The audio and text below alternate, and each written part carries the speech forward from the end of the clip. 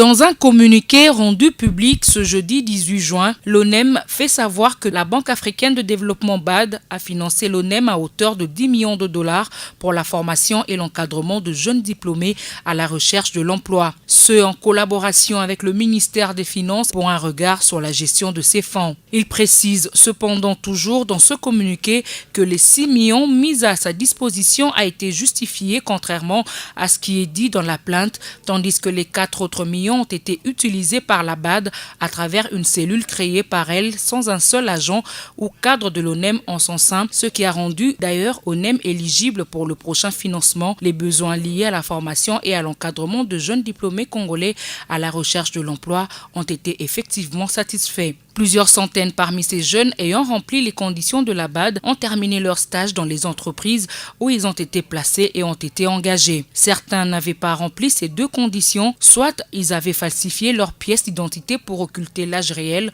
soit ils avaient effectué un stage non concluant suivant les différents rapports des entreprises d'accueil. C'est donc dans ce groupe des demandeurs d'emploi n'ayant pas rempli des conditions que se recrutent malheureusement quelques individus instrumentalisés de l'intérieur et de l'extérieur qui sont à la base de la dénonciation calomnieuse et diffamatoire contre la direction générale de cette entreprise publique. Et donc, comme on peut le constater, le montant faramineux de 320 000 dollars détournés ne peut être justifié à moins que la charge de la preuve qui incombe à l'infortuné dénonciateur et porteur de la plainte qui allège ces faits démontre le contraire. Enfin, s'agissant de la vente de la carte de l'ONEM, ceci relève de la turpitude de ceux des stagiaires qui se seraient laissés faire par des inciviques qu'ils n'ont jamais dénoncés parce qu'ils étaient à la recherche de l'emploi. Pour conclure, si donc il y a des réclamations à faire, les demandeurs d'emploi non sélectionnés agissant sous l'effet de la manipulation n'ont qu'à les faire valoir auprès de la BAD qui du reste trouve en l'actuel comité de gestion de l'ONEM un bon élève très appliqué à l'école